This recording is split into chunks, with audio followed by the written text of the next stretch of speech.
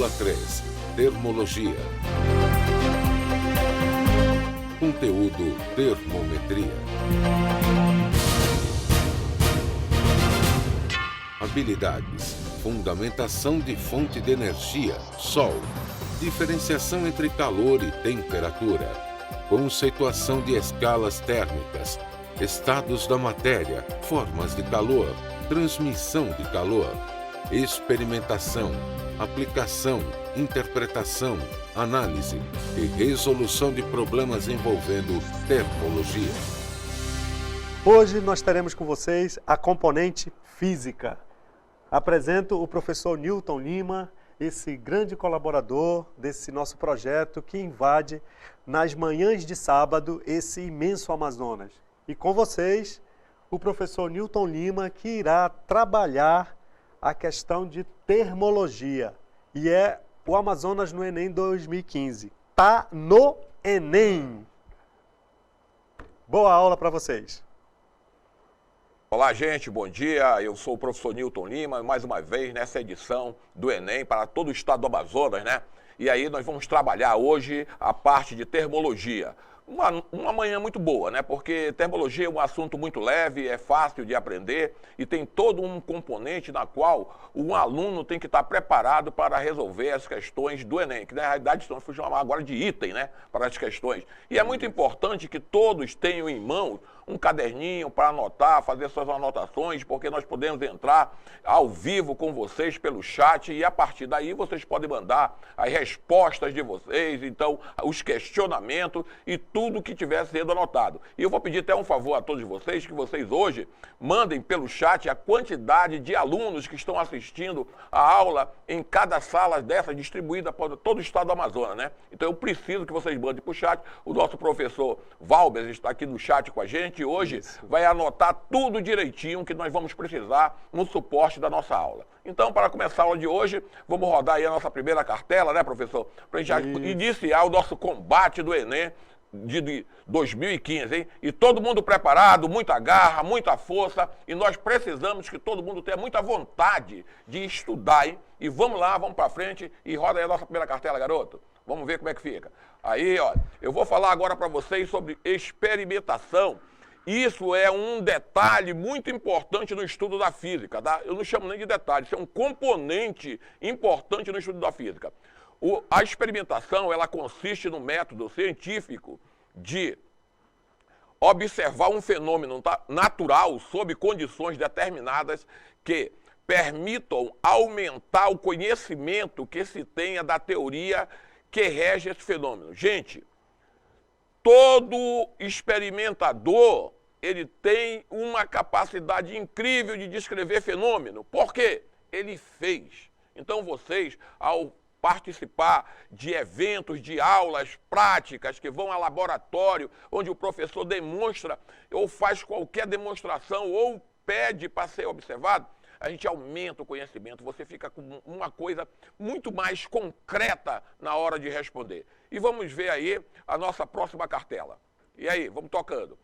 Agora é para refletir, hein?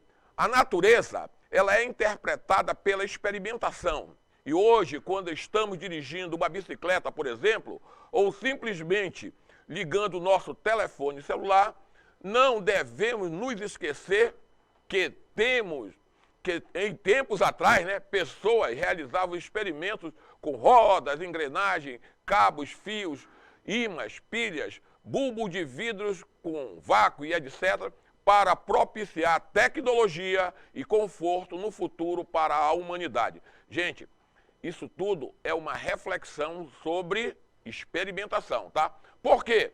Porque ao experimentar, você vai anotar. E quando você anota, você sempre deixa para trás um histórico do que você fez. E automaticamente é muito importante depois, para quem vem atrás, complementar o resto do estudo. Então passa também para vocês. Você que está fazendo alguma observação, você tem que anotar. A anotação, ela torna aquele evento um fato. E ele passa a ser registrado. A partir dali, tem as reflexões. Vamos lá para a nossa próxima cartela. Aí, ó. A primeira coisa que eu chamo a atenção na aula de hoje é que a gente lembre sempre que a principal fonte de energia para a Terra é o Sol. O Sol é a nossa principal fonte de energia. Para isso mesmo, eu vou ilustrar agora essa informação com 2 pequenos videozinhos passando para vocês. Vamos rodar o primeiro aí para a gente ver como é que se faz essa interação do Sol e a nossa Terra. Uma grande atividade na qual influencia demais nas nossas vidas. Roda aí o nosso filme para a gente ver como é que faz essa interação e a partir daí há uma explicação bem básica para todos os alunos do Enem. Vamos lá? Essa interação.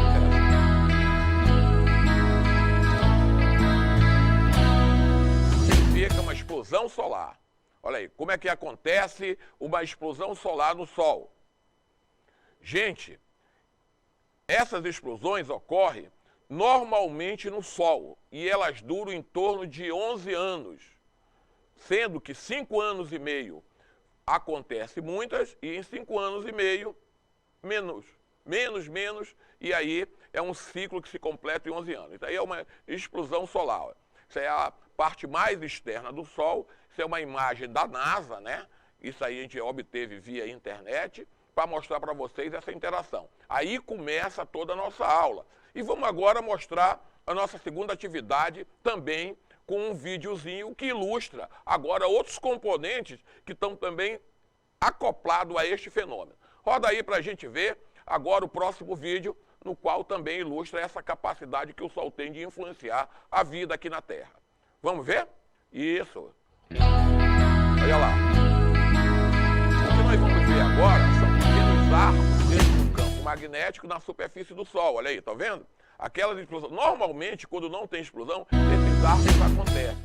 Esses arcos aí são formados pelo campo magnético. O que vocês estão vendo ao redor do arco são partículas que se soltam, espiralizam sobre esse campo e voltam. E aí, normalmente, isso aí é uma chamada atividade solar. Toda essa influência nós percebemos aqui na Terra, tudo bem? Agora vamos ver a próxima cartela, na qual eu explico tudo isso mais detalhado a vocês. Ó.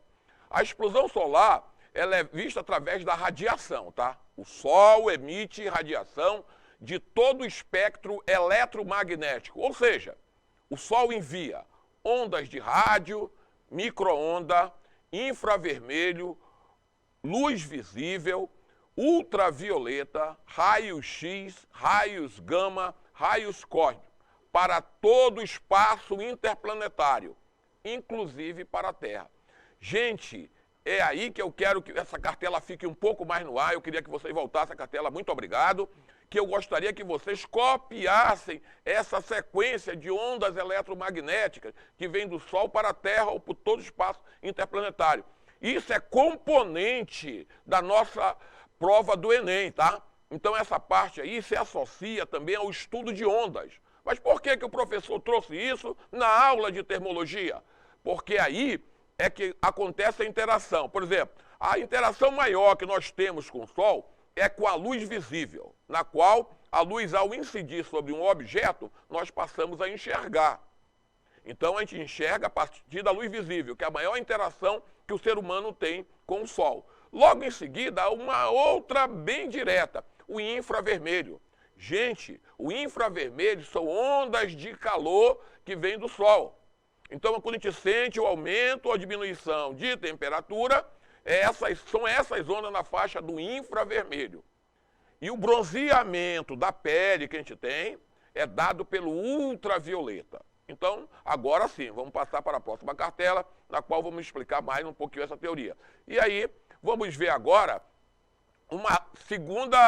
um terceiro vídeo, né? Uma atividade solar muito importante também, na qual, como é que isso aí atinge a superfície da Terra, como isso chega na Terra. A partir dessas imagens, eu vou mostrar agora, esse filmezinho para os meninos, é o filme de número 3, e tudo está acontecendo no Sol, hein, gente? Lembrar, essa é uma influência direta entre a vida na Terra e o nosso grande astro, que mantém essa vida tão dinâmica. Vamos ver o nosso próximo filme. Olha aí, vocês vão observar agora um filmezinho que retrata toda essa informação que eu falo para vocês a partir de imagem de satélite. Olha aí, uma atividade solar.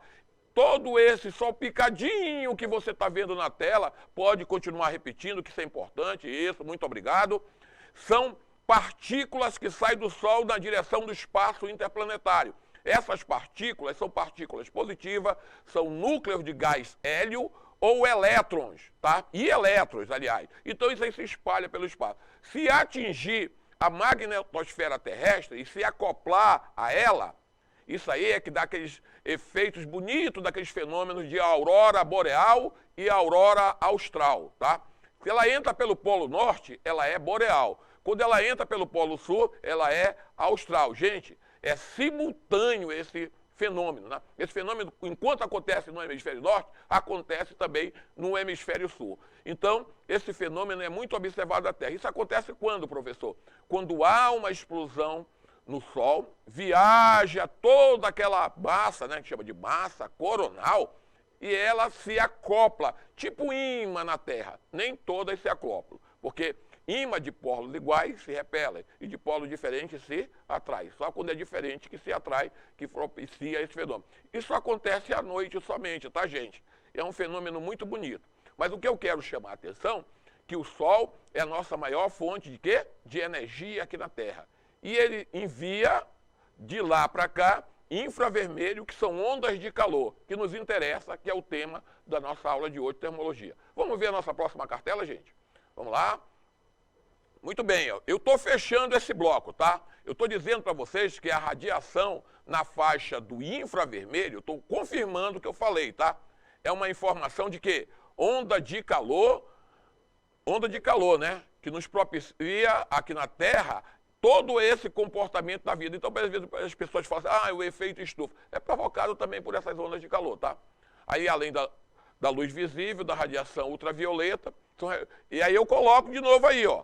Ela é responsável pelo bronzeamento da nossa pele, os raios-x, os raios gama, olha o raio-x, hein?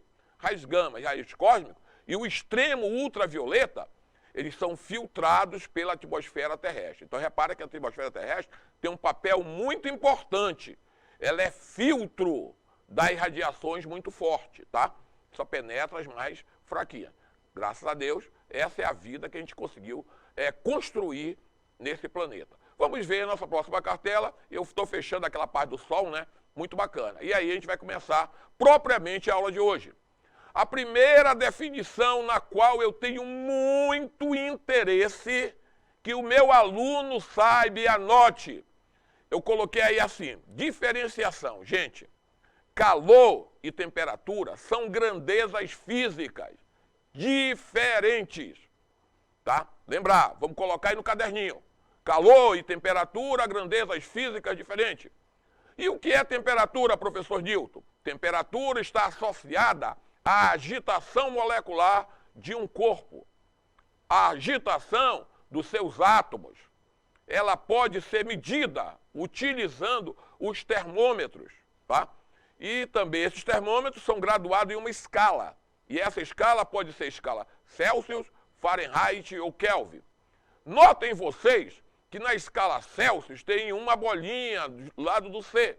E na escala Fahrenheit também tem. Mas na Kelvin não tem. Mas por quê? Ela é conhecida como escala científica ou escala absoluta. Ela é a escala do Sistema Internacional de Medidas. Hein? Embora eu mostre 3, aqui representa a escala do Sistema Internacional de Medida, é a escala Kelvin. E depois a gente vai chegar em mais detalhes mais na frente. E calor? O que é calor? Calor é energia térmica em trânsito de um corpo de maior temperatura para outro de menor temperatura. Então, calor é movimento de energia, gente.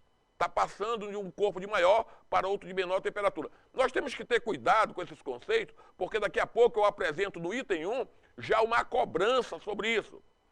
Notem vocês que eu coloco embaixo de calor a unidade no Sistema Internacional de Medida, que é o Joule. Né? Se escreve com letra minúscula e o símbolo é com letra maiúscula. Logo em seguida eu coloco caloria, unidade cal, do sistema CGS. O sistema CGS significa centímetro, grama e segundo.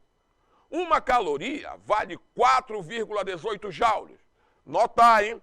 Isso aí é a equivalência entre caloria e joule. Porém, em alguns exercícios, uma caloria pode valer 4, uma caloria pode valer 4,2. Vai depender do arredondamento da proposta do exercício. Normalmente, a gente usa que uma caloria vale 4,18 joules. Vamos ver a nossa próxima cartela? Aí, ó. Aí eu mostro para vocês a diferença de calor e temperatura nessa sequência, né? Mas estou mostrando para vocês temperatura, tá? Quando uma temperatura está muito elevada, as moléculas vibram mais. Olha o desenho na tela. O desenho de um componente de uma figura, né? Como a gente viu na aula passada do professor Aldemir, ele fala que essa figura é 3D, né? Que ela está mostrada na forma de um espaço. Muito bacana, né? E aí eu quero mostrar para vocês que a temperatura elevada, o desenho mostra maior riscozinho pelo lado, significando maior vibração dessa molécula. Quando a temperatura está baixa, notem vocês que os desenhos estão menores, significa que está vibrando menos. E o calor está representado aí pela uma setinha que vai da temperatura elevada para a temperatura baixa. Notem, o calor vai da maior temperatura para a menor temperatura de um corpo. Então, esse trânsito entre a maior vibração e a menor vibração é que nós chamamos de calor. Tudo bem? Aí eu gostaria que agora vocês também anotassem. Ó. Quando eu falar de calor para vocês, vocês entendam, calor são duas formas de calor, tá? O calor, ele pode ser chamado de calor sensível e calor latente. O calor é chamado de sensível toda vez que a temperatura varia. Então vamos anotar? O calor é chamado de calor sensível quando a temperatura varia. Quando a temperatura se mantém constante, o calor é chamado de latente. Professor, quando é que a temperatura se mantém constante? Gente, é toda vez que um corpo ou uma substância faz a mudança de estado físico. Por exemplo, eu pego um cubinho de gelo que dá uma temperatura aproximadamente de 0 graus Celsius e coloco ele em cima de um pires na temperatura ambiente de 25 graus Celsius. Com o passar do tempo, ele vai se derretendo, né? A gente chama esse processo de fusão, tá bem?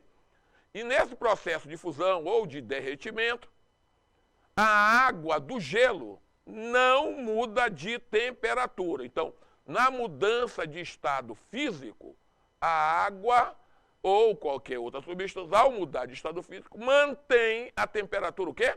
Constante, não varia. Ah, então, professor, tá o gelozinho com 0 e a água que vai terminar vai estar com 0? Vai, só depois que ela vai começar a trocar o calor. Então, lembrar, hein? Na mudança de estado físico, a substância mantém a temperatura o quê? Constante. E esse calor é chamado de latente. Não sei se foi muito rápido, mas eu volto a comentar, ainda na aula de hoje, um pouco mais na frente, esse conceito. E é muito importante que o caderno esteja aí à mão, hein? Muitas coisas eu vou falar, muitos conceitos eu vou citar, muitas coisas vocês vão ver no quadro, mas muita coisa também vocês vão escutar, que não vai estar na telinha, né? Que eu chamo de quadro, para poder vocês depois contemporizar o que eu vou fazer com toda essa informação. Eu vou tentar absorver devagarinho, posso escrever depois para o meu professor, né? E meu professor pode me responder, o Valber, colega nosso, que dá aula que vem estar aqui também com a gente. Ele está no chat hoje, só anotando direitinho. Por favor, não me esqueça de mandar a quantidade de alunos que vão assistir nossa aula de física, tá bem? Vamos ver a nossa próxima cartela? E aí, gente? Tá aí. Coloquei uma abstração. É um outro ponto de vista, gente, que eu quero chamar a atenção de vocês. É sobre a pressão na atmosfera. Ela influencia também muito sobre a variação da temperatura, hein? Vamos observar isso. A pressão atmosférica, ela exerce influência sobre o ponto de ebulição das substâncias em relação ao nível do mar. O que o professor quer dizer com isso? Que substâncias que entram em ebulição, começam a ebulir, se estiver no nível do mar, ela tem uma temperatura. Se ela estiver acima do nível do mar, essa temperatura já diminui. E se ela estiver abaixo do nível do mar, essa temperatura aumenta.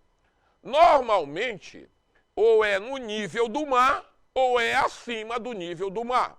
E aqui eu abro um parêntese e faço um comentário sobre a cidade de Manaus.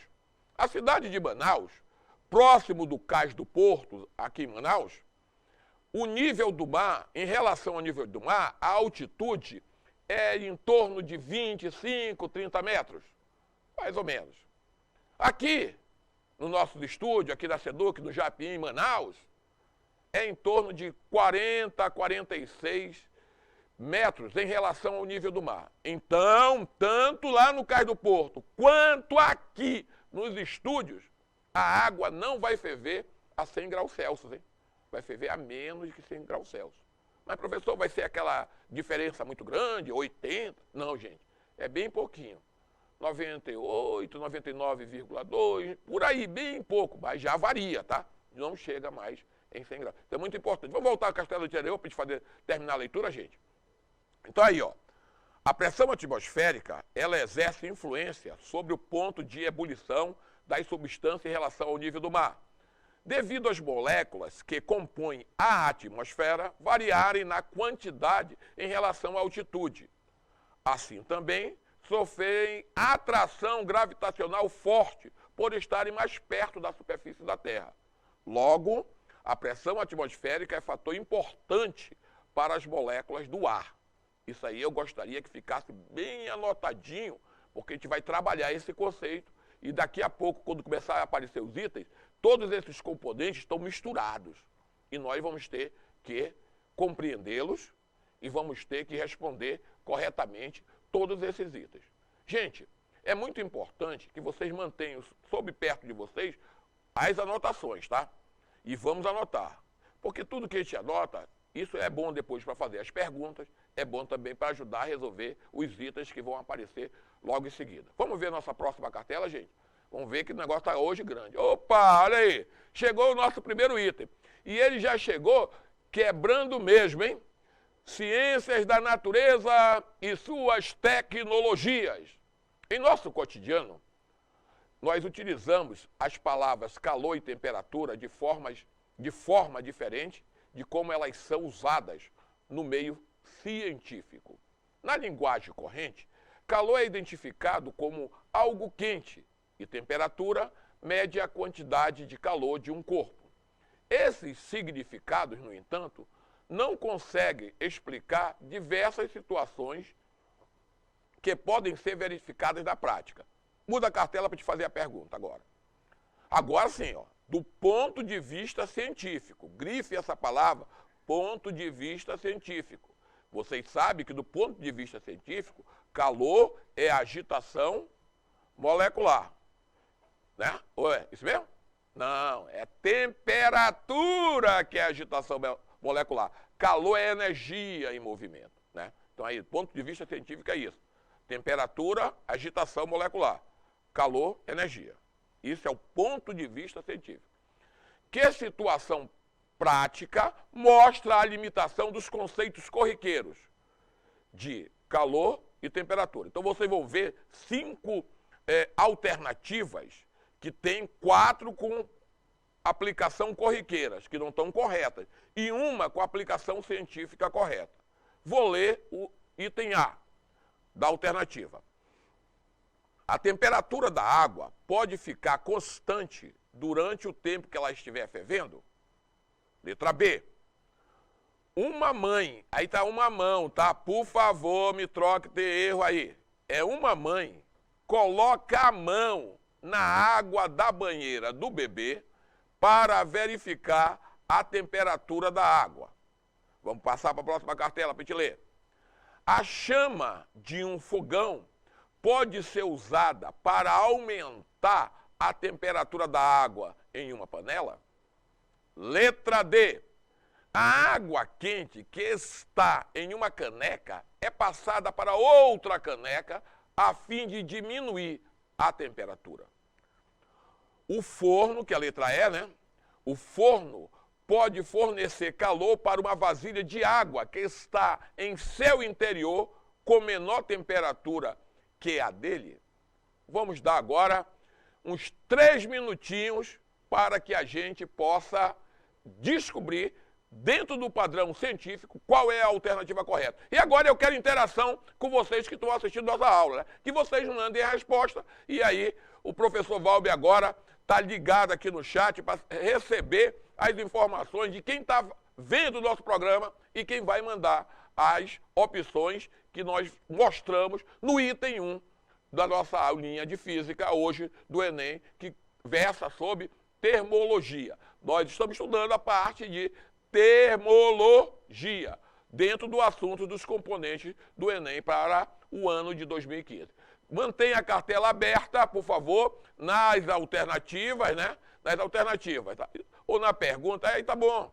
Nessa aí, isso. E vamos dar 3 minutinhos para esses meninos. Eu agora fico um pouquinho calado, enquanto vocês tentem achar a alternativa correta. Aí, gente, eu gostei muito, olha aí. O pessoal de Borba marcou a letra E. Mas aí tem um comentário do professor Nilton, tá? Você pode abrir a nossa próxima cartela? Ver se é o comentário, o que nós vamos fazer. A nossa alternativa certa do item 1 é a letra A. Gente, é porque na mudança de estado físico, a água está fervendo, gente. Isso aí era para chamar a atenção aquilo que eu falei antes, olha aí. A temperatura da água pode ficar constante durante o tempo que estiver fervendo, porque ela está mudando de estado físico, calor latente. O que vocês estão vendo nas alternativas B, C, D e E é uma pequena confusão da relação calor-temperatura. Mas isso aí, gente, é para a gente observar quanto as pessoas tomam decisão de dar conceitos físicos incorretos. Então, lembrar, hein? Durante a mudança de estado de uma substância pura, no caso da água, e aí ela vai se manter o quê? Constante. Então, a água fervendo, enquanto ela não acabar de ferver, virar totalmente vapor, ela se mantém com temperatura constante. Assim como eu falei do gelo, né? Eu dei o exemplo antes do gelo, tentando associar essa resposta. Mas tudo bem, ninguém vai ficar triste. Então, o pessoal que participou de Parintins, de Lábrea e de Borba, meu muito obrigado. Gente, todo mundo está assistindo a aula do Enem, isso é muito importante. Todas as dúvidas, anota direitinho. O Valber está aqui no chat e vai fazer todas as anotações direitinho. A gente verifica quando vocês tentam entrar no ar.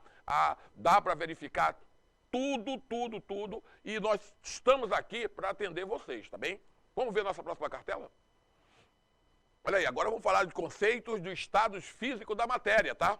Isso é muito importante, porque isso aí altamente influenciável com a função da temperatura. Roda a primeira, logo depois dessa, olha aí. O primeiro estado físico no qual nós vamos comentar aqui é o estado sólido. O estado sólido se caracteriza por ter volume constante. Tudo que vocês conseguem pegar no estado sólido, o volume não varia, ele fica constante, né? E tem forma também constante. Essa propriedade é dada, gente, pela ligação molecular ser forte, tá? Então, o estado físico sólido mantém volume constante, forma constante. E olha a representação das moléculas. Parece um cubozinho de moléculas, né? Tipo assim, um cristal. E é desse jeito mesmo. A gente chama isso aí de estrutura cristalina. Os sólidos têm essas propriedades. Mas por que, professor Nilton, ele tem esse formato? Ligação molecular muito forte. Tá bem? Anotem no caderninho, bem direitinho, que é importante vermos esse conceito. Tudo legal? Vamos lá para a segunda? Ver outro estado da matéria? Agora vamos falar do estado líquido. O estado líquido é engraçado, né? As moléculas já não estão tão fortemente ligadas. Diminuiu muito as ligações moleculares. Tá bem? Então, o estado físico do líquido, o volume varia. Não, o volume é constante, desculpa. O volume é constante. É a forma que varia. Tá bem? O volume é o que você, por exemplo, coloca água em um copo. O volume é constante. Mas se o copo for compridinho, ele vai se deformar de acordo com aquele copo compridinho. Se o copo for um pouco mais aberto, grande, mais chatinho, ele vai se deformar. Então, uma das propriedades do estado líquido, que ele é altamente deformável e ganha a forma do recipiente que o contém. Ligação molecular menos forte que o estado sólido. Vamos ver a nossa próxima cartela. Aí, ó, o estado gasoso. Aí, gente, o negócio pega mesmo. No estado gasoso, as ligações moleculares são fraquíssimas, hein? Muito fracas. fraquíssimas. Então, no estado gasoso, o volume varia. Por que varia? Por exemplo, fala-se assim, ar comprimido, ar no balão. Dependendo do balão, você pode colocar, esse volume vai variar. As moléculas podem ficar mais imprensadinhas ou mais soltinhas nesse volume. A forma também varia. E a representação das moléculas é do jeito que vocês estão vendo dentro desse recipiente aí, ó, com uma tampinha. Todas soltas dentro do recipiente, tá? E elas ficam se colidindo com o recipiente. Essa colisão dessas moléculas com o recipiente, nós chamamos na física de pressão, tá? Isso que envolve pressão. Aí fica pressionando, o gás pressiona o recipiente pelo lado de dentro. Então lembrar, hein? Estado sólido, altamente forte a ligação molecular. Estado líquido, nem totalmente forte não. Deformável, né? E o volume no estado líquido é constante, mas a forma varia, de acordo com o recipiente. E no estado gasoso, tanto forma quanto volume variam. Isso é importante. Por quê? Isso aí está ligado à agitação molecular. Como é que a temperatura nessas substâncias se comporta? Vamos ver a nossa próxima cartela. Item 2. Ciências da natureza e suas tecnologias. Vamos preparar agora, hein? A gente vai ganhar a questão número 2. Coloca-se no interior de uma garrafa de plástico, dessas de refrigerante, um copo de água quente. Logo em seguida, joga-se a água para fora e imediatamente fecha-se a garrafa, vedando-a muito bem, evitando a transferência de ar pela boca da mesma. Vamos lá? Despeja-se sobre a garrafa um copo de água fria, de torneira, e observa-se o que ocorre. Ela é esmagada por forças que parecem agir de fora para dentro, em todos os pontos da garrafa. Olha aí direitinho. Vamos para a nossa pergunta?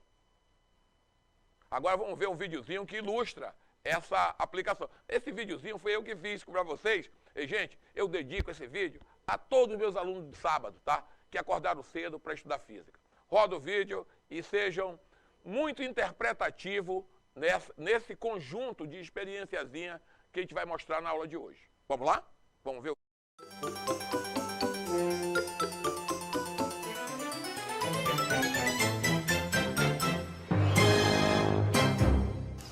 Olá, gente, bom dia. Eu sou o professor Newton Lima de Física e me encontro aqui no laboratório da ionosfera na UBRA para fazer um experimento que envolva calor e temperatura. Vamos lá.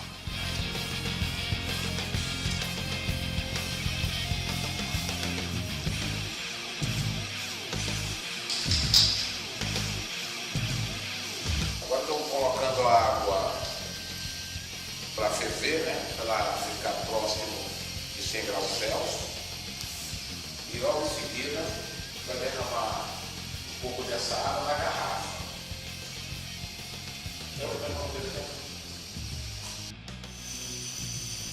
O que nós estamos vendo agora é que a água já atingiu o ponto de ebulição. Então vamos tirar a água aqui, ela está bem próxima de 100 graus Celsius, né? Eu vou desligar e a gente vai continuar a experiência agora no outra etapa.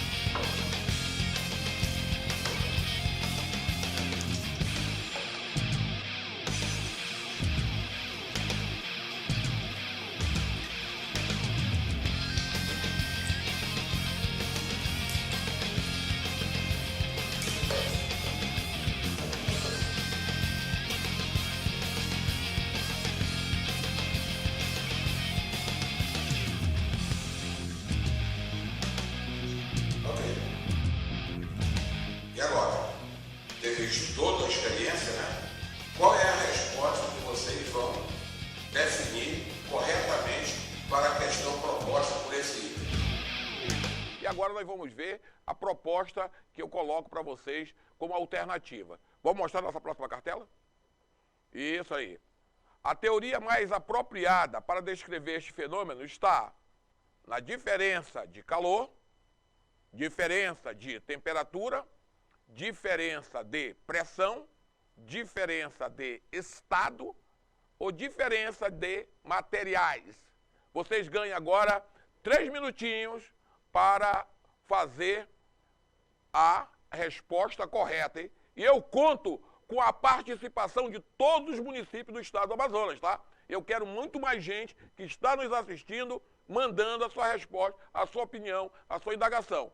E quando não acertar o item, podem mandar as perguntas das dúvidas, que eu posso responder para vocês, ok? Vamos lá, 3 minutinhos, a gente abre de novo na cartela das alternativas e vocês ganham 3 minutinhos para chamar o grupo pensante da física para resolver este item. E, gente, obrigado, hein, Maria? Você colocou a resposta certa, a letra C, né? E agora eu comento, olha, o pessoal do Careiro Castanho marcou B, o pessoal de Itacoatiara marcou B, mas o pessoal do Rui Alencar marcou C, com a Marielle. E vamos ver quem tem razão, gente? Quem vai ganhar essa batalha? Vamos lá, gente, abrir nossa próxima cartela, vamos ver o que está acontecendo? Isso aí, olha, eu coloco que a teoria mais apropriada para descrever esse fenômeno está na diferença de calor, na diferença de temperatura, diferença de pressão, diferença de estado ou diferença de materiais. Vamos ver quem ganhou, se foi o pessoal da capital ou o pessoal do interior. Porque tem alternativas diferentes. O importante, gente, é participar, é dar sua opinião, verificar se o seu conceito, como é que você está abordando o tema. E aí, gente, deixa o comentário do professor. Vamos lá, vamos colocar na tela o comentário. Tá? A resposta. Ao se fechar a garrafa, aprisiona-se em seu interior ar e vapor de água a uma temperatura bem maior que aquela do ar atmosférico. A massa gasosa aprisionada é rarefeita, mas devido à sua temperatura, a agitação molecular é grande e sua pressão, tá? A agitação molecular e sua pressão. No momento do aprisionamento, nesse momento era igual à pressão atmosférica. Vamos virar? E agora sim a resposta, né? Uma vez vedada a garrafa e em contato com a água fria, devido às trocas de calor, a temperatura da massa gasosa resfria-se rapidamente e sua pressão diminui, hein? Tornando-se bem menor que a da atmosfera. Surge então uma diferença de pressão. Vamos grifar no caderno aí, uma diferença de pressão. A pressão atmosférica de fora para dentro é maior que a pressão da massa gasosa já fria, que atua de dentro para fora sobre a superfície de plástico. São as forças associadas à diferença de pressão de fora para dentro que esmagam a garrafa. Olha o que o professor colocou para vocês, né?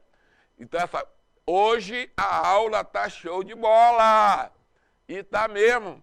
Agora, o professor estava ganhando, né? E aí empataram o jogo. E aí, vamos para a nossa próxima cartela. Vamos ver o que vai acontecer nesse evento. Gente, aí é o seguinte. Isso aí constitui-se numa obrigatoriedade de um aluno de Física 2, tá? Que é essa física da termologia, o estudo das escalas termométricas. Aí eu coloco aí, olha, gente, é muito importante que vocês olhem com detalhe essa cartela, porque ela mostra assim, ó, uma escala termométrica, tanto faz ser Celsius, Fahrenheit ou Kelvin, ela tem que ter 2 pontos fixos, que é o ponto de gelo e o ponto de ebulição. O ponto de gelo, onde a água está em gelo, e o ponto de ebulição de água a ferver, né? Então esses são os 2 pontos. Toda escala termométrica caracteriza-se por ter esses 2 pontos, porque são as informações que se necessita para a comparação. Mas notem vocês que das figuras vermelha, azul e verde, aparecem 3 numerozinhos, né? Mas notem também que está escrito ponto de ebulição da água, ponto de ebulição, ponto de gelo segundo, tá? Tem duas vezes ponto de ebulição, tá vendo? Tem ponto de ebulição da água e o segundo é ponto de gelo da água. E o outro é o zero absoluto. No ponto de ebulição, que é a parte mais superior das escalas, Kelvin, Celsius e Fahrenheit, Kelvin, 373,15. Celsius, 100. Fahrenheit, 212. No ponto de gelo, Kelvin, 273,15. Celsius, 0. Fahrenheit, 32. No zero absoluto, na Kelvin é 0, né? Celsius, menos 273,15. Fahrenheit, 459. Gente, por favor, corrijam esse ponto de ebulição que aparece aí logo em seguida, que é ponto de gelo ou ponto de fusão. Mas coloca ponto de gelo da água, tá? No intermediário aí, que teve um pequeno engano de digitação. Tá legal? Mas notem o seguinte, que na escala Kelvin não aparece números negativos. Em outras escalas aparece, ó. Essa escala, chamada escala absoluta, ou escala científica. É a escala do Sistema Internacional de Medidas. Vamos ver a nossa próxima cartela com mais detalhes, gente? Vamos falar agora do zero absoluto, que é a arrumação de zero absoluto. Professor, qual é o zero do ponto do gelo? Aí permaneceu ainda aí essa informação de ponto de ebulição na segunda, que é errado, né? É ponto de fusão. E eu comento para vocês o que é o zero absoluto. O zero absoluto, ele é dado da escala Kelvin. Gente, nós já estudamos hoje 3 estados da matéria, né? Sólido, líquido e gasoso. O zero absoluto é o 5º estado da matéria. Esse 5º estado da matéria é chamado condensado Bose-Einstein. Vocês, prestem atenção, o professor falou no primeiro estado da matéria, no segundo, no terceiro e agora aparece com o 5º. E o 4º, hein, professor? O 4º estado da matéria é o plasma, é um gás ionizado. Gente, essas lâmpadas que hoje nós temos em casa, a gás, quando elas entram em funcionamento, o gás que fica interno se ioniza, se energiza. Então ele passa a ser um plasma. Ah, professor, então lá em casa tem plasma quando a lâmpada está acesa, tá? Ela está apagada, não está não. Então, o 4º estado da matéria é o plasma. E o 5º estado é o zero absoluto aí, ó. Aí tem um aviso embaixo, hein? O zero absoluto não representa o total repouso dos átomos. Não representa. E é isso que eu quero comentar com vocês. Nunca mesmo na Terra, nem em laboratório, se consegue esse zero absoluto. Senão ele quebra uma teoria da termodinâmica. Se chega bem pertinho. E o que se chega mais perto é uma figura aqui agora. Eu vou chamar a atenção de vocês, a gente vai abrir a tela, eu vou levantar e vou para o quadro, tá? Para o quadro eletrônico, falar para vocês sobre esse 5º estado da matéria, que é o condensado Bose-Einstein. Nós não conseguimos ver átomos, nem com microscópio, a gente faz um estudo estatístico sobre isso e obtém simulações. Então isso é uma forma de experimentação no qual os cientistas se apossam, né, para as explicações. E o que eu vou mostrar para vocês é uma imagem de simulação obtida por processos matemáticos para esse estado da matéria. Como é que é o 5º estado da matéria? Vamos ver agora. Eu vou para o quadro eletrônico. Está sem abrir o quadro eletrônico, né? Eu vou pegar aqui a canetinha, né? Para chegar lá no quadro, tá? Vamos lá? Já estou aqui, ó. Muito bem. Gente, aqui eu apresento para vocês o que é o 5º estado da matéria, tá? O condensado Bose-Einstein. Nesse condensado, vocês estão vendo nessa posição aqui, deixa eu tocar aqui da minha caneta, né? Se ela está ligada, vou ver se eu coloco do amarelo aqui, que fica melhor. Ver se ela risca. Tá, show de bola, olha lá. Essa parte aqui, em vermelho, apresenta aqui, ó, como está a distribuição de velocidade dessas moléculas. A velocidade aqui, ó. A velocidade aqui, ela ainda é um pouco maior do que lá na frente. Então, aqui é uma velocidade maior, vou colocar aqui, maior. Tá? Porém, tem menos átomos aqui, tá? Aqui dentro, ó, tem menos átomos dessa figura. Isso aqui é o zero absoluto que eu estou explicando para vocês, ó, feito em computador. Aí agora eu vou me apropriar de uma outra parte daqui dessa figura para mostrar essa parte maior aqui, ó, essa ou esta aqui, ó.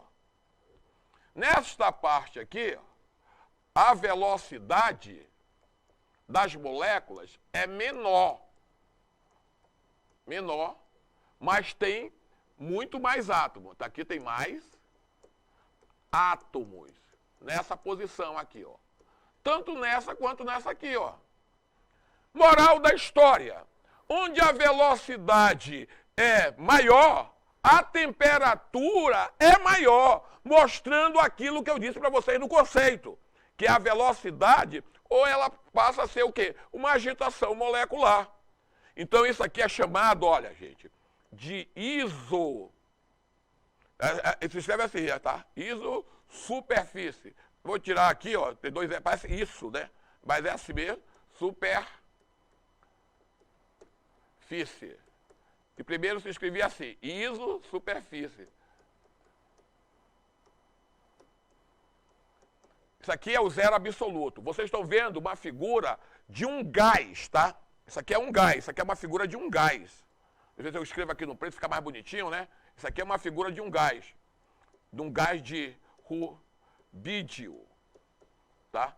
Isso é um gás, onde os cientistas mostram essa figura aqui para vocês. Eu vou retornar de novo ao nosso comentário. Eu gostaria que também vocês riscassem isso e associassem a velocidade maior à temperatura maior. A velocidade menor, a temperatura menor. Mas as moléculas não estão em repouso. Isso aqui para nós passa a ser chamado de quê?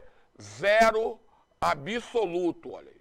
Esse aqui que é o zero absoluto, no qual a gente tanto fala, mas não mostra, né? Então aqui é mais ou menos uma situação. Como eu falei para vocês, nós não temos capacidade de ver átomos, mas nós temos capacidade de estudar e, através dos processos matemáticos, fazer isso aqui.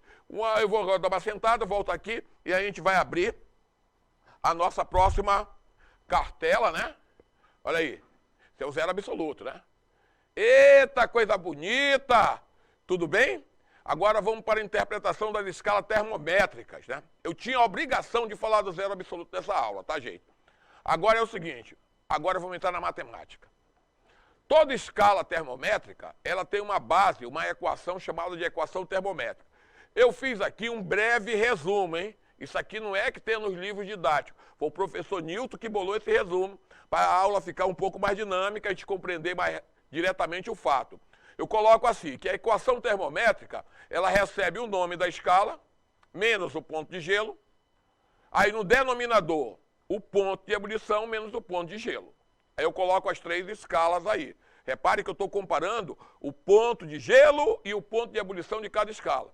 Notem vocês que na escala Kelvin não tem aquele vírgula 15 que na anterior eu coloquei. Gente, é descartável aquele 15, tá? E é comum nos livros, tanto de nível médio quanto de nível superior, não se usar aquele 15 ali. Porém, a gente coloca como definição, vírgula 15, como uma precisão entre a relação Celsius, Fahrenheit, Kelvin. Notem vocês que eu coloco o seguinte, ó. Temperatura em Celsius menos zero. Então é o nome da escala menos o ponto de gelo. E no denominador, ponto de ebulição menos ponto de gelo. Para Celsius. Aí depois eu faço para Fahrenheit e faço para Kelvin. Obedecendo aquele quadrinho sobre equação termométrica. Logo em seguida, no outro quadrozinho do lado, eu só mostro a relação Celsius-Fahrenheit. Por quê, professor? Porque a escala Celsius ela é muito utilizada nos exercícios, tá? Então foi Celsius, Fahrenheit, olha. Celsius é a temperatura sobre 5, Fahrenheit vem 32 sobre 9. E embaixo, Celsius e Kelvin. temperatura em Kelvin igual a temperatura em Celsius mais 273. Gente, nós vamos usar agora, daqui para frente, eu acho que no próximo item, eu não quero mais ninguém errando o próximo item. O próximo item, a gente tem tudo para acertar. Já levei vocês agora a toda a nossa complexidade matemática que estão aqui acabando. Agora vamos para o sucesso. Vamos ver a nossa próxima cartela. Vamos dar uma olhada aí. Item 3. Ciências da natureza e suas tecnologias. Eu tenho duas escalas termométricas, uma graduada na escala Celsius e outra na escala Fahrenheit, conforme a figura. Repare só, hein? O termômetro está marcando quanto, hein? 90 Fahrenheit. E eu quero saber quanto é que ele equivale na escala Celsius, né? Aí eu coloco aí, ó, a escala Fahrenheit, ponto de gelo, ponto de ebulição, e a escala Celsius, ponto de gelo e ponto de ebulição. Vamos ver a próxima cartela, vamos ver a pergunta, né?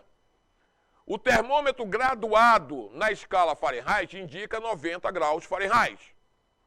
A leitura do termômetro na escala Celsius indica o valor mais aproximado de quanto? Vocês ganham agora 3 minutos. Quero participação de todo mundo, hein? Não falei ainda com o pessoal de muitos municípios do Amazonas que eu gostaria que participasse agora da nossa aulinha de física. Não esqueço, gente, de avisar os colegas que as aulas são dinâmicas, nós precisamos de alunos assistindo nossa aula, tá bem? Abre a cartela das alternativas para a gente poder comentar isso aí e aproveitar também para discutir, né? Olha, o termômetro graduado na escala Fahrenheit indica 90 graus Fahrenheit. A leitura do termômetro da escala Celsius indica o valor mais aproximado. Letra A, 10 graus Celsius. Letra B, 30 graus Celsius. Letra C, 32 graus Celsius. Letra D, 58 graus Celsius. Ou letra C, 68 graus Celsius. Gente, é uma resposta aproximada, hein? O valor mais aproximado. E o valor mais aproximado, o pessoal de Canutama acertou. Parabéns, Canutama! Olha o pessoal agora, já passaram o professor Nilton, agora está 2-1 a brincadeira, né? Vocês acertaram, gente. Show de bola, hein? Canutama, parabéns. Tem que participar. A opinião do aluno é a que vale, gente. Só existe isso aqui por causa de vocês, tá? A existência desse programa é por causa de vocês. Vocês são responsáveis para a gente estar aqui falando do Enem.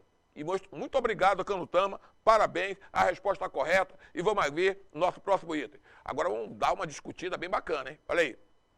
Fundamentação de análise gráfica. Gente, atenção, hein?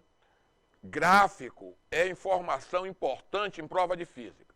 Então aí eu coloco aqui, ó. Quando for gráfico, qual é o procedimento que o aluno tem que ter? O gráfico está no plano. Se o gráfico está no plano, ele vai ter uma coordenada XY. Então significa que cada eixo corresponde a uma escala. Se ele tem dois eixos, ele vai ter duas escalas, hein? Depois, cada escala tem 2 pontos fixos: gelo e ebulição. Então você vai pegar para cada eixo, criar uma escala com o nome que está no eixo e colocar o ponto de gelo embaixo, o ponto de ebulição em cima. Então todo mundo vai fazer esse procedimento. Lembrar, hein? Isso aí, em matemática, é chamado de algoritmo.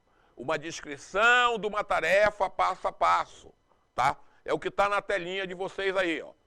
Então, logo em seguida que a gente fizer isso e colocar a numeração, nós vamos aplicar a escala termométrica, aquela. Nome da escala, ponto de gelo, ponto de ebulição, ponto de gelo.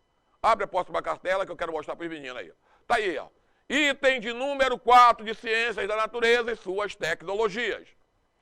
Sob pressão atmosférica normal, um termômetro graduado na escala Celsius e outro graduado na escala termométrica arbitrária, tá? Arbitrária A, se relacionam segundo o gráfico. Não tem esse pontinho aí numa arbitrária não, tá? É arbitrária A. Repare para o gráfico, um está na escala Celsius, outro na escala Fahrenheit.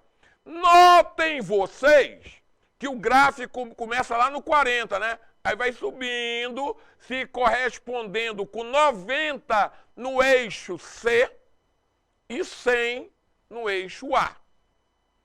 Esse 40 e o 90 tem a ver com a escala Celsius. E o 0 e o 100 tem a ver com a escala A. Então vocês vão criar duas escalas, uma para C e uma para A. Então vamos colocar na escala C 40 e 90 e a outra 0 e 100. Aí vem a pergunta agora, hein? Pergunta show de bola, hein? Olha lá. Qual é a indicação da temperatura de ebulição da água na escala A? Uma breve análise, por isso que o nome é análise gráfica. Aí meu aluno lembra, quando eu escrevo para vocês que a pressão é normal, significa pressão no nível do mar. Então não me esqueça, meu aluno. Pressão normal, pressão no nível do mar. Na escala Celsius, o ponto de ebulição é 100 graus Celsius. Mas na escala A não aparece, ó. Cuidado. Aí eu coloco 5 alternativas. Na letra A, 40 graus Celsius. Na letra B, ó, graus Celsius não, gente. Ei, Newton, preste atenção. Letra A, 40 graus A. Letra B, 90 graus A. Letra C, 100 graus A. Letra D, 120 graus A. E letra E, 190 graus A. Vocês agora vão ganhar 3 minutinhos do professor Newton e vão detonar essa resposta. Cuidado, hein? Eixo do C, uma escala. Eixo do A, outra escala. Ponto de gelo do C, 40. E aí, 90 é a ligação, não é ponto de ebulição, hein? O ponto de ebulição da escala C é 100. Então não me esqueçam, é 40, 90 e 100. Então vocês vão ter que ajustar direitinho, fazer a comparação, aplicar a escala termométrica direitinho, né, a equação da escala, e me dizer a resposta. E, gente, muito obrigado, pessoal da Adelaide Tavares, a alternativa para ir for a letra D, né? E eles acertaram, ó, é 120 graus A. Vamos ver agora o comentário que o professor faz sobre a questão. Abre aí, gente, por favor, mas muito obrigado a todos que participaram, tá? Olha aí, gente, eu fiz questão de deixar tudo arrumadinho. Eu vou deixar essa tela agora por 3 minutos aí no ar, para todo mundo com calma, que não viu direito as alternativas, consertar o que fez e fazer o que é certo.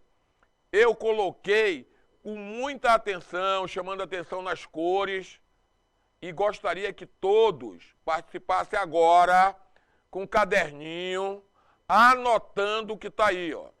Façam primeiro os gráficos, para tentar compreender o que o professor fez. Ei, gente, eu falei para vocês que ia ficar 3 minutinhos, aí todo mundo copiar com calma, né? Mas depois a secretaria disponibiliza essa aula com as respostas comentadas, tá? Que é o mais importante. Mas todo mundo tem que se interessar. Hein? Vai na escola, pede para ver o vídeo, vê o comentário, vê o que o professor escreveu. Gente, o interesse é de todos nós, mas o professor tem muito mais interesse que vocês cheguem na resposta correta. Lá tem toda a diagramação da resposta, mostra todo o procedimento, qual foi o passo a passo que o professor utilizou para chegar naquela solução. Às vezes aquele aluno que comete o engano porque absorveu alguma informação que ele acreditava ser aquela ali daquela posição, não é, e ele vai, acerta. Não é para ser, eu errei, não! Olhe o que fez e compara com o que o professor fez. E verifica onde foi a diferença. Tudo bem? Vamos rodar nossa próxima cartela? Olha aí. Conceito de mudanças de fase. Gente, alguns colegas deixaram de acertar os itens logo no início da aula de hoje, porque essa informação só veio agora de propósito, para poder a gente amadurecer, olha aí. Como que a gente observa mudança de fase é mudança de estado, passando do sólido para o líquido e do líquido para o vapor, ou voltando do vapor para o líquido e do líquido para o sólido. Repare, se você estiver no estado sólido e quiser vir para o estado líquido, essa mudança é chamada mudança de fase e conhecida como fusão, tá? O gelo, ao se derreter, passando do estado sólido para o estado líquido, ele está numa mudança de fase de fusão. Esta água do estado líquido que vai para o estado de vapor recebe o nome de vaporização. É outra mudança de fase. Então você está passando do sólido para o líquido e do líquido para o gasoso. Então faz fusão, vaporização. Na mudança de estado, a temperatura permanece constante. Notem, do sólido para o líquido, lá em cima tem temperatura constante. E do líquido para o gasoso, temperatura constante. Essa mudança de fase é chamada, com temperatura constante, de calor latente. Vamos ver na parte inferior da figura.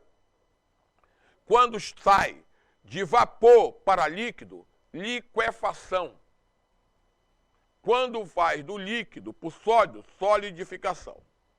Mas notem vocês, do sólido para o gasoso, ou do gasoso para o sólido, o nome é o mesmo, sublimação. Lembrar, o mais importante dessa figura é saber que na mudança de fase ou na mudança de estado, a temperatura permanece o quê? Constante. E esse calor recebe o nome de calor, o quê? Latente, onde a temperatura permanece constante. Quando a temperatura varia, o calor é chamado de sensível. Vamos ver a nossa próxima cartela? Está aí, ó. Esse conceito de calorimetria. Eu coloco aí, ó. Existem duas formas de calor. A sensível e a latente. A sensível, a temperatura varia. A latente, a temperatura não varia. Quantidade de calor medido para uma temperatura que varia. O Q, que significa quantidade de calor, é igual à massa, que é M. O C minúsculo, que é o calor específico da substância. E o ΔT, que é a variação de temperatura. Então, essa equação, ela é muito conhecida pelos alunos com o nome de Ki-macete, né? Por causa das letrinhas que compõem, né? Se você tirar aquele delta ali, fica Ki-macete. Então, Ki-macete é para quando a temperatura varia. Agora, o que moleza, né? É quando a temperatura não varia, tá? Quantidade de calor é igual à massa da substância multiplicado pelo calor latente. Logo, olha, lá em cima, no calor sensível, o C é calor específico e embaixo L, calor latente. Como não envolve variação de temperatura, a segunda equação não tem ΔT. Hein? Tudo bem? Vamos ver a nossa próxima cartela? Tá aí, ó. Eu coloco agora as unidades. Quantidade de calor em calorias, massa em grama. O calor específico, calorias por gramas vezes graus Celsius. Variação de temperatura em Celsius. Calor latente. Aí eu abro um parênteses embaixo, né? E o calor latente, professor? Ele pode ser de fusão, de solidificação, de evaporação, condensação. Tá bem? Moral da história. O que vocês estão vendo aí? É todas as unidades do sistema para a quantidade de calor. Vamos ver nossa próxima cartela? Vamos ver, gente. Isso, olha aí. Conceito de calorimetria, tá bem? Olha lá. Temperatura varia, calor sensível. Aí, gente, entra aí. Começa tudo igualzinho, né? E embaixo tem assim, equilíbrio térmico, lei da conservação de energia. Tem uma letra grega aí chamada de sigma, né? Somatório, tem escrito, ó. Somatório das quantidades de calor. Por exemplo, é muito comum, aí tem uma figurinha que ilustra, né, essa cartela, o que acontece de manhã nas nossas casas. A gente coloca café com leite, às vezes são temperaturas diferentes, né? Aí, o que vai acontecer? Ao se misturar, vai dar uma terceira temperatura, que nem é a do leite e nem é a do café. E essa aí é a temperatura de equilíbrio. A grande jogada disso aí é mostrar para todos que quando se soma calor de várias substâncias, essa soma se mantém constante. Você vai somar a primeira substância, somar a segunda e igualar a zero, para obedecer o princípio da conservação de energia. Professor, por que se iguala a zero, hein? Isso significa que é constante, tá, gente? Então, Lei da conservação da energia. Mas por que isso, professor? Aí eu quero que vocês observem e depois, quando rever esse vídeo dessa aula de hoje, lembrar que o professor disse para vocês. Na natureza, o homem não pode criar nem destruir energia. Ele só pode conservar, transformar e utilizar. Então a energia o homem nem constrói nem destrói. O homem só transforma energia. Vamos ver nossa próxima cartela. Tá aí, ó. Ainda trabalhando no conceito de calorimetria. Capacidade térmica. O que é capacidade térmica? A capacidade térmica é a quantidade de calor dividido pela variação da temperatura. Embaixo tem uma definição, ó. Capacidade térmica define-se como a quantidade de calor que um determinado corpo deve trocar para que a sua temperatura sofra uma variação unitária, tá? Uma variação unitária, que na realidade é 1 grau Celsius, né? Isso aí é só um conceito muito comum no livro de física. Mas o que eu queria que vocês observassem, que capacidade térmica é dada com a letra maiúscula C, ela pode ser o Q dividido pelo ΔT, ela também pode ser o M multiplicado pelo calor específico, que é o seu minúsculo, tá? Troca de cartela, gente. Vamos lá? E o que é calor específico? Isso aí que era o alvo da aula. A aula de hoje não poderia se encerrar se não tivesse esse conceito, gente. O calor específico é uma grandeza física própria do material. Olha, própria do material. Todo material tem calor específico diferente um do outro. Gente, isso é uma propriedade até de tabela periódica entre os elementos químicos, tá? Mas o exemplo é a água. A quantidade de energia necessária para que 1 grama de água, do material, né, varie a temperatura de 1 grau Celsius. Isso que é caloria por gramas grau Celsius, que é calor específico. Troquem a cartela, vamos lá para frente um pouquinho. Estamos chegando lá. Aí eu coloco várias substâncias.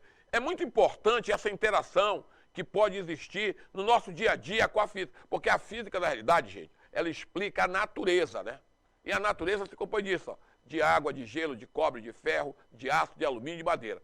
Mas se vocês observarem, os calores específicos dessas substâncias, todos são pequenininhos. A água tem o maior calor específico, que é 1. Olha, é 1 caloria por grama grau Celsius, hein? Calor específico da água. 1 caloria por grama grau Celsius. Repare que depois o gelo, o cobre, o aço, o alumínio, a madeira, o queijo, a carne de porco, a carne de galinha, a carne da vaca e o peixe, todo mundo tem calor específico menor que a água. E o que adianta isso, professor? Para que serve? Vira a próxima cartela que no final eu vou explicar. Hein? Tá aí, ó. Aí eu coloco o vidro, a manteiga, ovos, laranja, leite, presunto, tomate, batata, mel, o ar que te respira, sorvete, vapor de água. Gente, aí agora, por favor, abre comigo aqui, que agora tem um comentário do professor Newton, bem direitinho sobre isso. Vamos lá. Gente, o que eu quero dizer para vocês, a água, por ter o maior calor específico, ela tem o que os técnicos, os cientistas chamam de inércia térmica.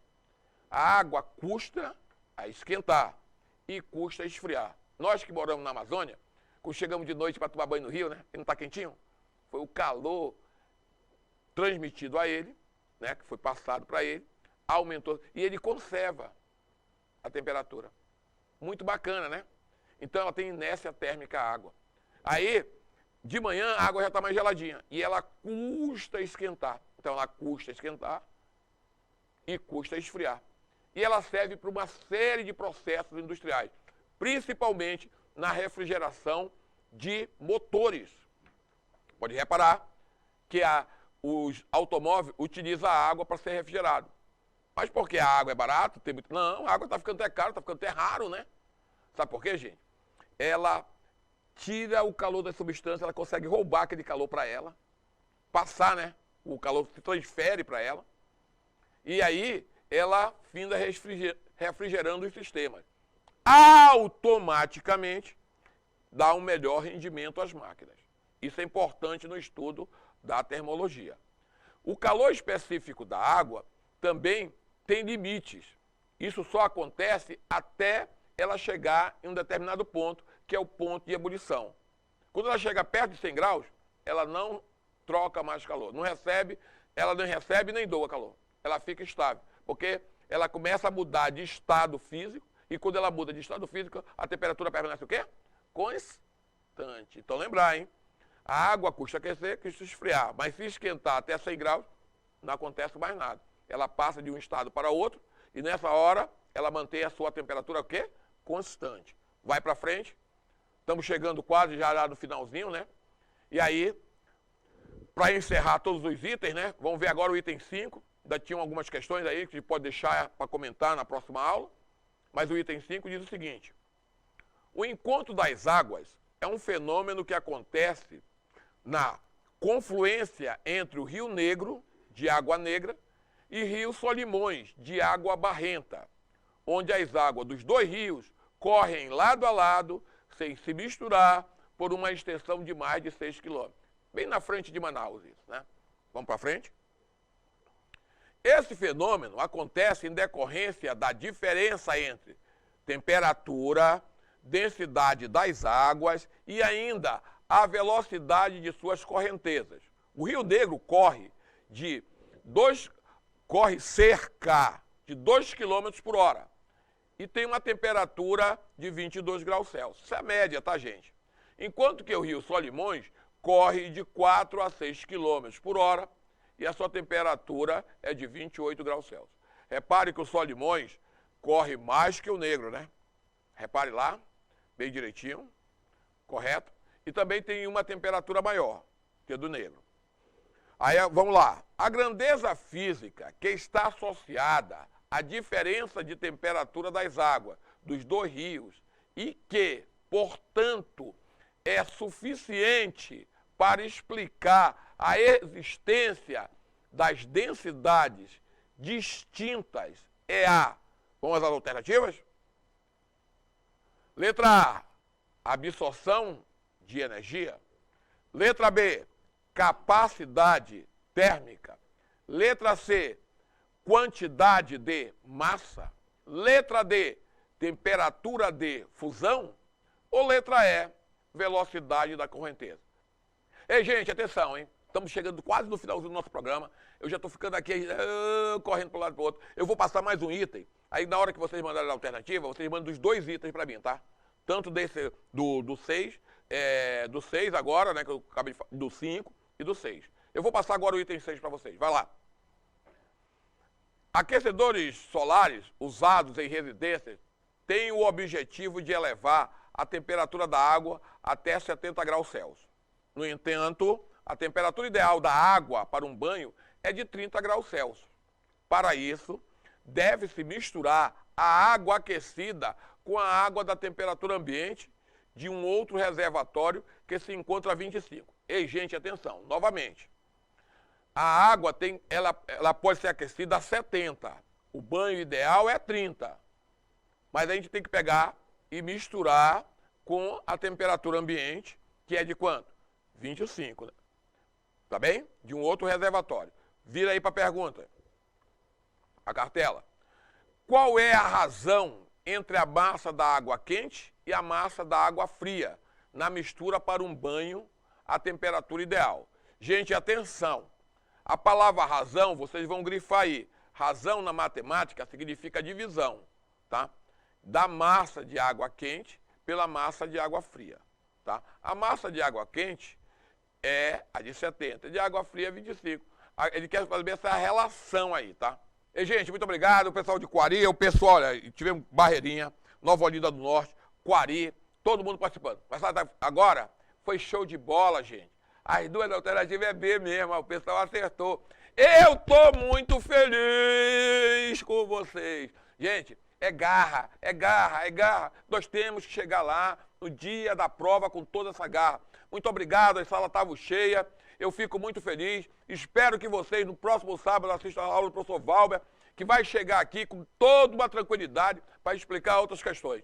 E aí, é muito importante também que eu faça talvez um breve comentário da questão agora, né? Tu quer colocar o comentário aí para a gente dar uma falada, antes de terminar? Tá aí, ó, o comentário aí, ó, sobre equilíbrio térmico, da questão do item 6, que era mais complexa, né?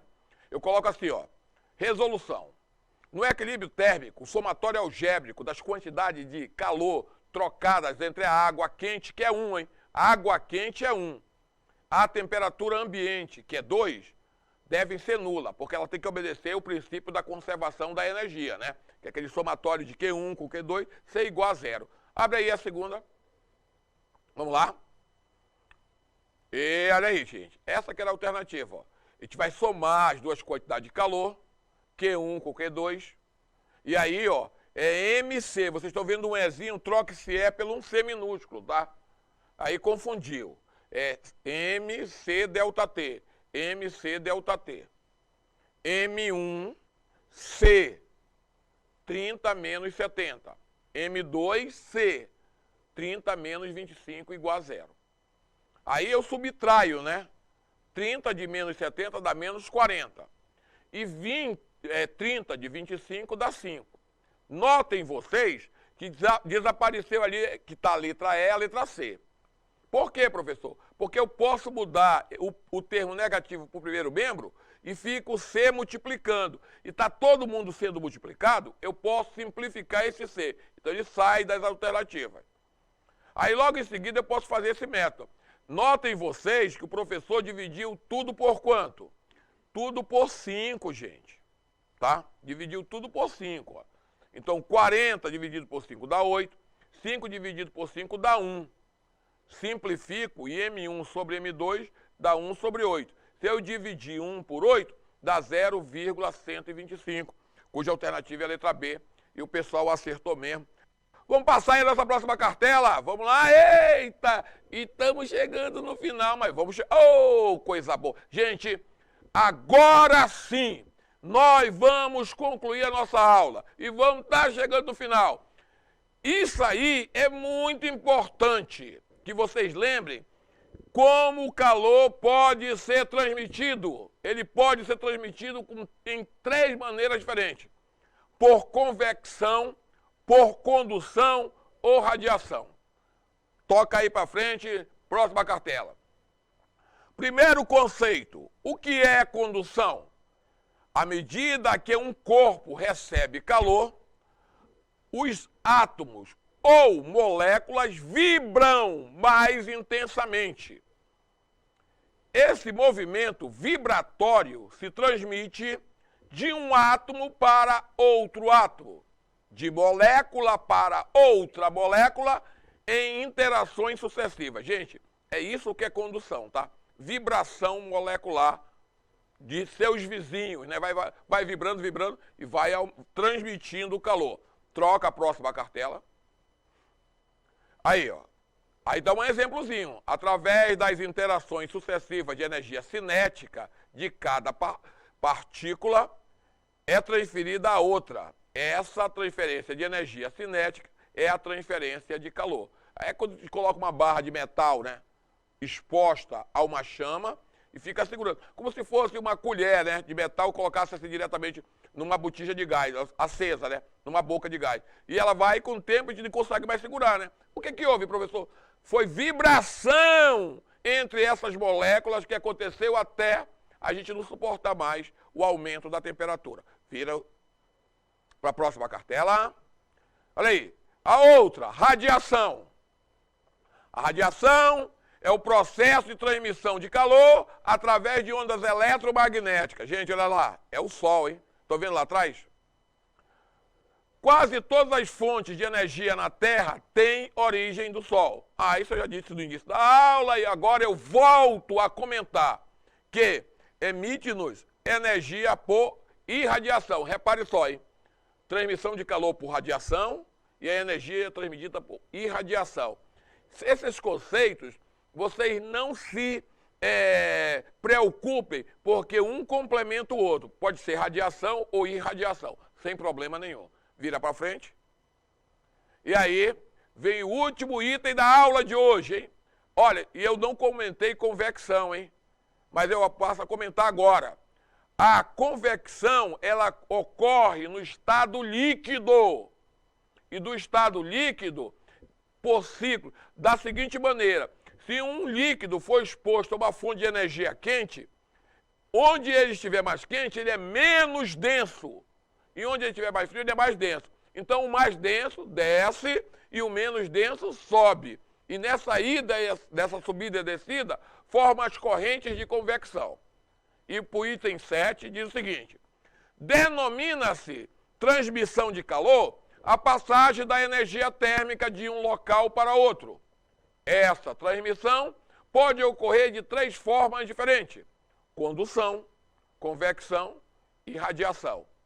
Observe a figura a seguir, marque corretamente os processos de transmissão de calor ocorridos em uma casa com aquecedor solar de água, de acordo com a numeração exposta. Mostra agora a figura. Tá aí, ó. Figura essa aí, ó. Então vocês estão vendo, o item 1 é dentro do material ali daquela serpentina, né? O item 2 está acontecendo na água. E o item 3 está acontecendo lá no raio do sol. E eu quero saber como é o nome do item 1, como é o nome do item 2 e como é o nome do item 3. Vamos ver as alternativas? Olha aí. Na letra A, pelo item 1, 2 e 3, tá, gente? O item 1 é radiação, o item 2 convecção e o item 3 condução. Aí vai embora. Condução, radiação, convecção. Condução, convecção, radiação. Convecção, radiação, condução. Convecção, condução, radiação. E parece aquele negócio assim medonho, né? Mas lembrar que a condução está no estado sólido, a convecção no estado líquido e a radiação. E radiação, basicamente, é do Sol. Aí ninguém vai errar essa. Vamos abrir agora, novamente, das alternativas. Vamos esperar os nossos colegas de todo o estado do Amazonas dar a sua opinião no último item da aula de física de hoje. Boa tarde, professor. Nós chegamos à conclusão que é a letra C, pelo fato de haver, primeiramente, a condução, né, e depois a convecção e, por último, a radiação. Poxa, que legal! Achei você muito elegante! Olha que menina legal! Falou com todas as propriedades e explicou direitinho. Olha, você está de parabéns, tá? E eu vou lhe dizer logo aqui no ar, eu tenho autorização para mandar para você um livro de presente, pelo jeito que falou, pela proposta que colocou, e você acertou. Parabéns. Um bom sábado a todos, um bom final de semana, o meu muito obrigado. Eu agradeço a todos os secretários que estão no interior, dando suporte para que essa aula chegue até os nossos municípios. Agradeço também a oportunidade da secretaria nos proporcionar um curso tão bacana, né, para todo o estado do Amazonas. Mandem a resposta, mandem as perguntas, assistam na aula que vem, o professor Val. Tudo isso é muito importante, gente. Muito obrigado, um bom dia e até o nosso próximo encontro.